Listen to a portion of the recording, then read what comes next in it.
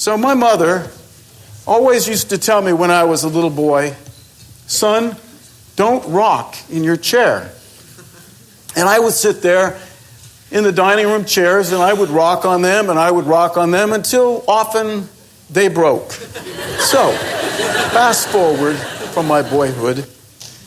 We've been doing dialogue work and conflict resolution work all around the United States and to some extent around the world, and we've been bringing people of different points of view together to exercise a kind of soulful leadership to try to figure our way out of the issues that really threaten life on Earth. And so that took me to a national dialogue event that we created on reducing the risk of nuclear war.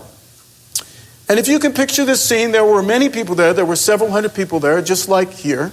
And we were committed to 4 days of dialogue, except that in this room there were weapons designers from the Los Alamos labs, there were leading peace activists, there were actually representatives of the military, there were representatives of the State Department, there were citizen diplomacy teams that had come in from around the country, and we were talking about what can we do together as conservatives and liberals, hawks and doves, to reduce the risk of nuclear war. Well, 3 days into it, of this intense dialogue, I looked out at the crowd and I thought to myself, I need somebody very funny because this crowd has been seriously working on serious things, but they're starting to go into mutiny. We need to do something really funny. And as I'm thinking this thought, and I'm at this huge castle in northern New Mexico where we have this thing, and there's a big, huge fireplace back here, I'm rocking on my chair, as my mother told me not to do.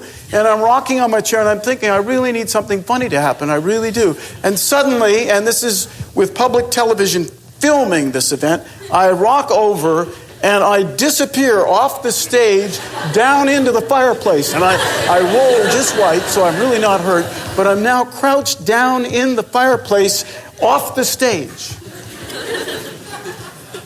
feeling a little bit like a fool, yes? So then I think to myself very quickly, you know how the mind goes very quick and you sort of get a series of alternatives? What can I do? I'm down here. What can I do to save face? Well, I could come back out and I could do denial.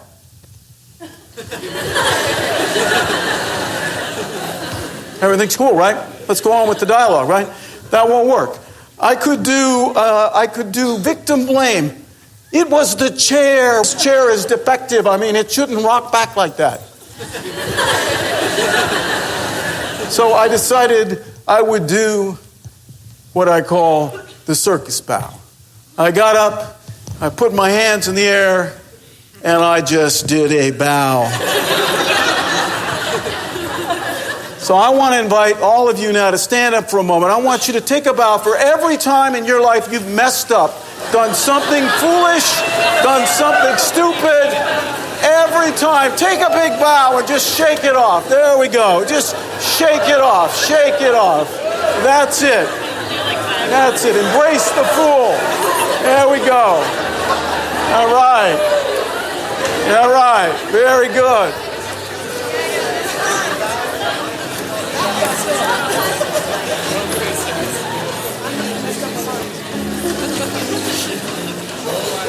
If you don't learn anything else from this journey today, it's a great, great thing in life to be able to embrace your own fool, to be able to take a circus bow when you mess up, to be able to say, I'm sorry, and to be able to laugh and go on, right?